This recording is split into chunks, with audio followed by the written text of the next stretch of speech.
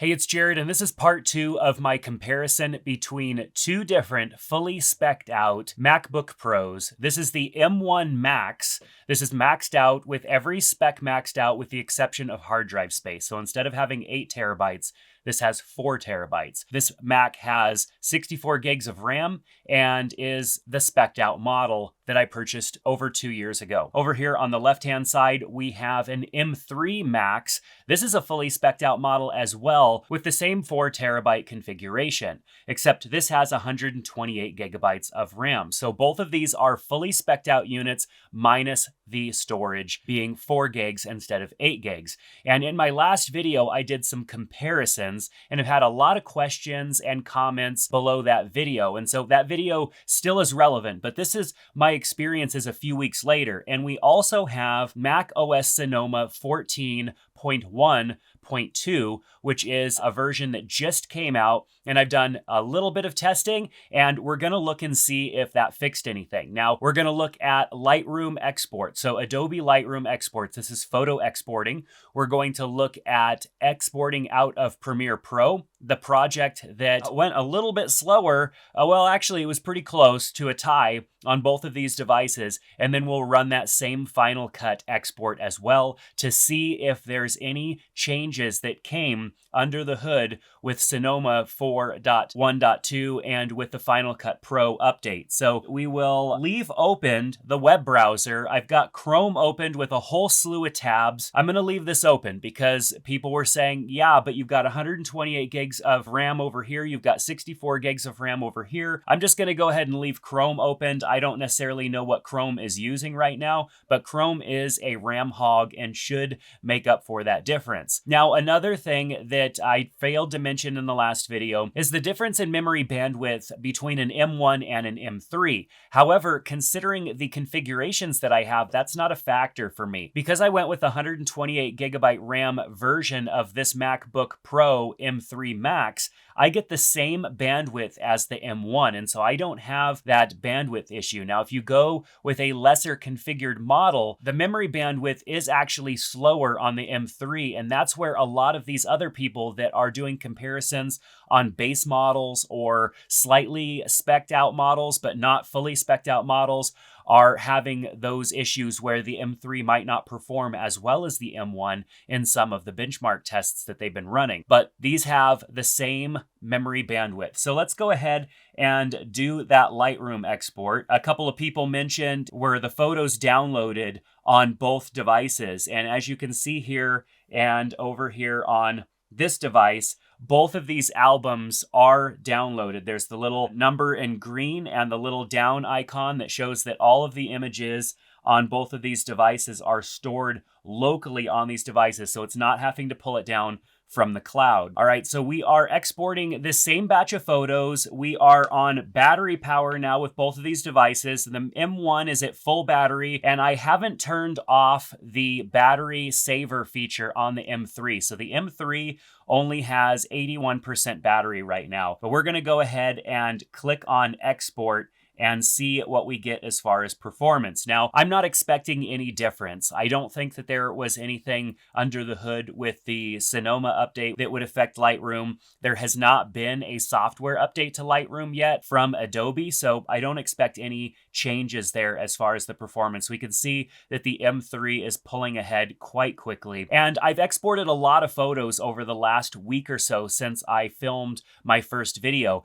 and Adobe Lightroom is insanely fast compared to the M1. I've experienced workflow improvements just in how faster I'm able to import images, syncing changes against a lot of different photos, and then of course exporting those. The M3 has been significantly faster. We are getting pretty close to the end here, and we're at about the middle now on the M1, and the M3 is finishing now, and the M1 is just over halfway. So we've got a little bit of fan that spun up on the M3 as it got closer to the end here, and the M1 don't really hear any fan noise yet. Of course, temperatures are ramping up on that. I wasn't really looking at the power gadget here just to see what kind of usage we were getting. The M1 definitely is still at work. So don't even need to really finish this. We know that the M3 is significantly faster. And so I'm just going to go ahead and stop this export. I don't really care about the percentages. I mean, I want to know, is this going to improve my workflow substantially?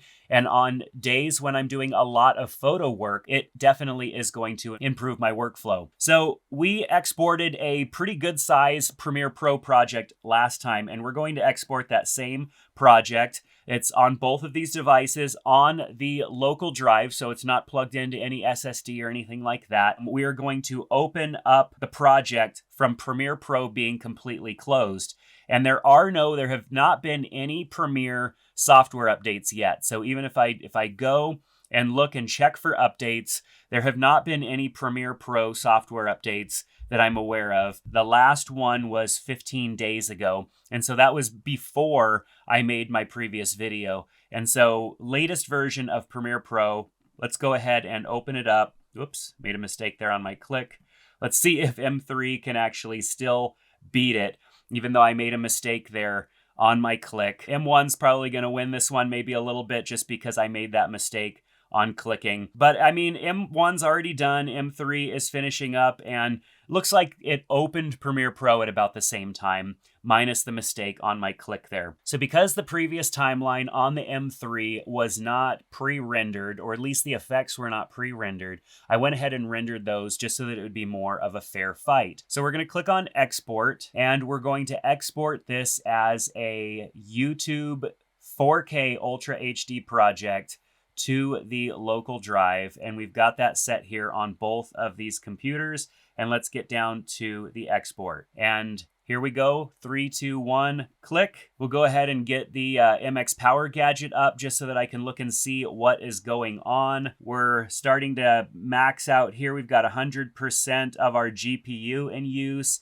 like 94, 93% over here. So we're not tapping out on the M3. Well, now we're at 100. We're getting up there. So now we're at 100 on both of these, tapped out. If we look at our GPU wattage up here, we could see that it seems like the M1 is using more power all the way across. We've got a lot more power usage on the M1. Now, both of these devices are set to automatic performance settings in battery. So when on battery, set to automatic. That's probably where I would be most of the time. And to be honest, like, I want them to be set automatic because the optimizations and everything that's made in these systems is going to affect that. And if I just go to full throttle performance, that's not how I'm going to be using these devices every single day. Whenever I go to render out a project, I'm not turning that feature off and then turning it back on later. I'm like a set it and forget it kind of person.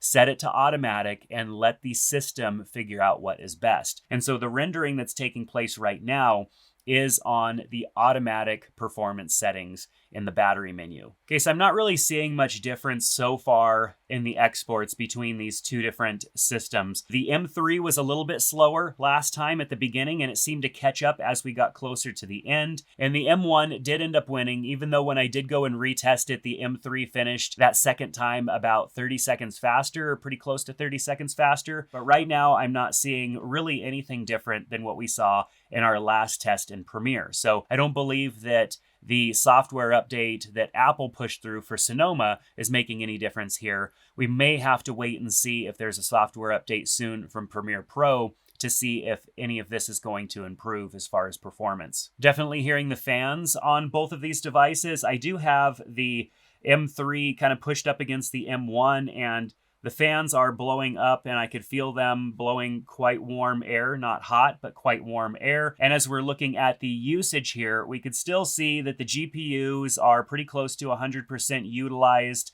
Our efficiency cores are bouncing all around, but I tend to see the efficiency cores running a little bit higher on the M3, and the performance cores seem to be running a little bit higher on the M1.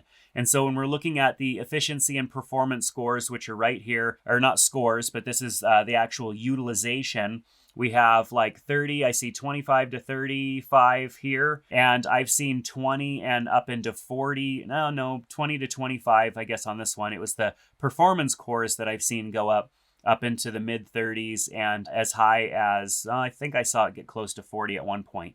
But the performance cores on the M3 are always a lot lower, low 20s on that, and maybe getting up to 25, where we've got high 30s, mid to high 30s over here on the M1. And I think that's where we're seeing a lot of the additional performance here. I am curious to know if there's a way to actually tune the M3 a little bit to push those performance cores a little bit harder. When we're looking at the actual frequency of both of these, we can see the efficiency core frequency is like around 1.25 jumping up to 1.7 is what I've been seeing over here. And we see like 1.3, and I may be jumping up to like 1.5 over here on the M1, up 1.57 that I saw there for a split second, but usually like between 0.3, 0.4 over there, and usually between 0.3 and 0.5 over here. But the performance cores over here on the M3 just barely jump up to 3, but tend to stay at 2.9 and jumping up to 3. But over here, we're over 3 almost all the time. See, we're at 3.15, basically 3.15 the entire time, sometimes going above it, sometimes a little bit below it. But the performance cores are working harder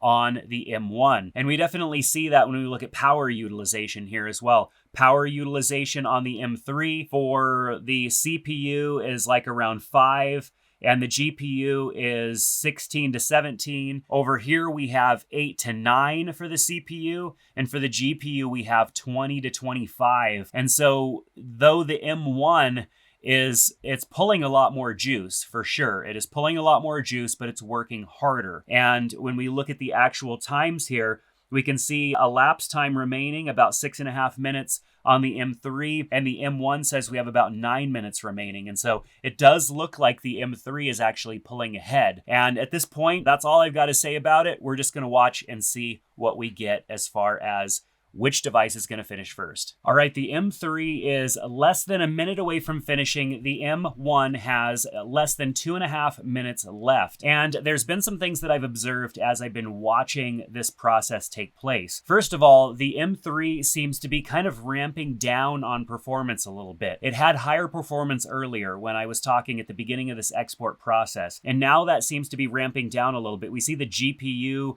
wattage down like 15 to 17, whereas with the M1, it's still up around 25, and I have not seen the performance ramp down at all on the M1. We do see a little bit of temperature ramp down on the M1, but that's because the fans are really starting to get to work over here. And the fan seems to be more of a consistency on the M1. Okay, hold on. We've got the M3 finishing right now with the M1 having 1 minute and 16 seconds left. And so, like I said, the performance is working differently on both of these devices. They're in automatic mode as far as performance. And so, yes, I probably could go in and switch out of automatic to performance mode or high performance mode and get better performance out of both of these devices. But as I said, that's not how I typically would be using my computer unless I was under a time crunch and needed it to go as fast as possible. This is really good. This is better. The M3 actually did finish substantially faster. This is almost a 24-minute long 4K project where the main camera, the one that I'm looking into right now, was filmed in ProRes, and so ProRes video format, and then the tabletop camera and the camera above me here is the Sony FX30, and the file is directly out of camera there. So the M1's finishing right now, and definitely the fans are going on the M1. They're going faster and louder than the fans were on the M3. I barely was hearing the fans on the M3, but with the M1, we're definitely hearing a lot more fans. Let's look at the battery.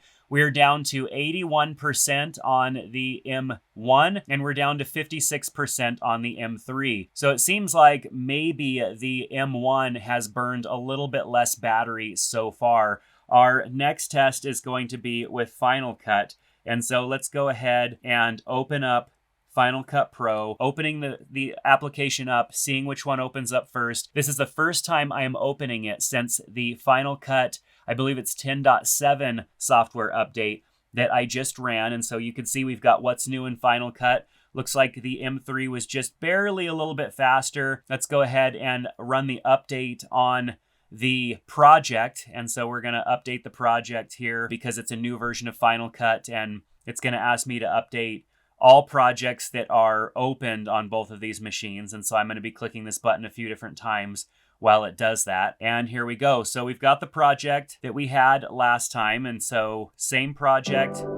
It is a 2 minute and 17, almost 2 minute and 18 second project. And here we have that project on the M3. All right, so this is just a simple project, but it was filmed with the Inspire 3 drone in ProRes right out of the Inspire 3. So it's great footage for these particular machines. So let's go ahead. We're going to export this at Apple devices 4K and hit save.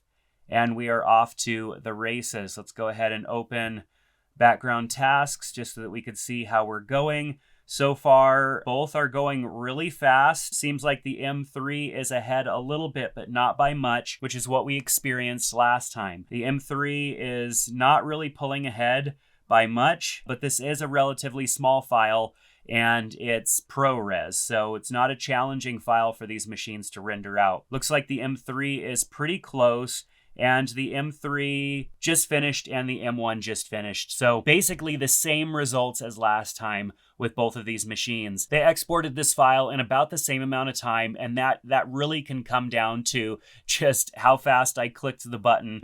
That's indistinguishable as far as export time. So I don't believe that any updates that came with Final Cut 10.7 or that came with Sonoma 14.1.2 made any difference for Final Cut exports. So I know there are other tests that I could run. I had people ask me to do Blender tests and 3D animation tests and stuff like that. That's not really in my wheelhouse. I do know how to install Blender and open up a project, a test project, and render that out, but I don't feel like that's a use case for me. But what I see when other people do those types of tests that are more for 3D rendering or processing, heavy processing that does rely a lot on CPU, the M3 definitely shines significantly there. So the last thing I want to talk about is whether or not the M3 is a valid purchase for you if you already have an M1. And that really comes down to your workflow, what you spend your time doing every single day. I've had a lot of conversations with people, including several friends, over the last week about these two different devices. Friends that had the M1 Max like me and are considering or have purchased the M3, and the whole justification conversation has come into play. So for me, I've been using the M3 now for a couple of weeks, and I believe the M3 has enough performance improvements for me to justify owning it, even though I know that the value of my M1 is now substantially less. If I decide to wait until next year for the M4, my M1 is going to have a very low resale value. But that's not necessarily the only justification for me. It's obvious to me that Apple has done with their Mac lineup what they did with the iPhone. Before Apple Silicon was a thing, we had new generations of Macs come out all the time. A MacBook, a MacBook Pro, a MacBook Air, and they were all Intel chips with different generation chips. But that's removed from the marketing. You know, saying that it's a MacBook Pro 14-inch or 13-inch or whatever it was with a 12th generation or a 10th generation Intel chip, most people can't really quantify what the difference is. What's a 12th? What's a 10th? Nobody knows what the newest generation of Intel chip is. At least most users don't. And so now that it is M1, M2, M3, just like it's the iPhone 13, iPhone 14, iPhone 15, it's much easier for people to identify when they're not on the latest version or how old their version is compared to the newest version. And so an M1 sounds old compared to an M3 because now the M1 is 2 generations removed. It is an older unit. But don't let that be the only deciding factor as to why you upgrade. I believe that a spec'd out M1 MacBook Pro, even today, this version of this laptop could get somebody by for a couple more years easily. You could easily go with an M1 and not buy another MacBook Pro until the M5 comes out and not buy another one until the M10 comes out. That is how much performance are in these machines, and we've seen how this works over the last couple of years. So I don't really want to get into the whole like, oh, Apple's marketing and everything is misleading and whatnot. A lot of creators are talking about that stuff. A lot of reviewers are talking about how misleading everything is. And there's definitely a couple of factors that play. Every time that Apple comes out with a new device, they want to make the profit margins better on that device. So yes, with the M3, it's missing some things like some memory bandwidth and going with different amounts of cores based on efficiency and performance than maybe what you would expect an upgrade path from the M1 would have. But they're the ones with the usage data from all of us that know what we actually use and what is actually needed in a device. And they can pair that with the ability to have good profit. And so while I don't want to come across as supporting Apple in this way, because I definitely would have loved to see a doubling in RAM performance on the M3, but that's just not the case. What it comes down to is in most of my everyday use cases, I'm seeing performance increases with the M3 that are relatively substantial over the M1, which means I can get my work done faster and move on to things that are more important to me, like spending time with my family. But I can most definitely survive for at least a couple more years on the M1 without a problem. Considering I already own the M3, I'm going to be keeping it,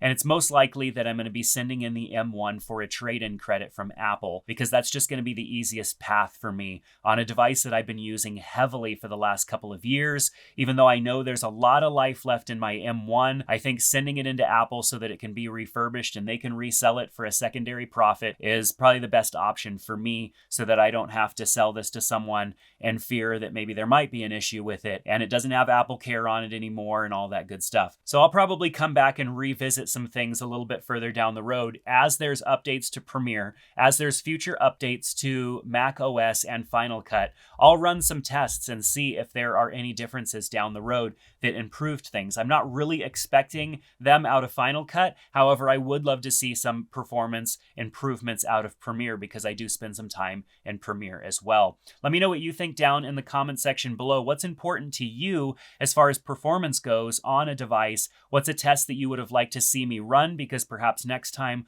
when I do something like this, I will give it a go. Thanks again for watching. Make sure to click that subscribe button and join the newsletter. I've been sending out a newsletter recently, and if you'd love to get updates that don't warrant necessarily me putting out a video, and just stay in touch, and I'll share some news and information and things that I find interesting with you, check out that newsletter. The link is in the description. Take care, and we'll see you next time.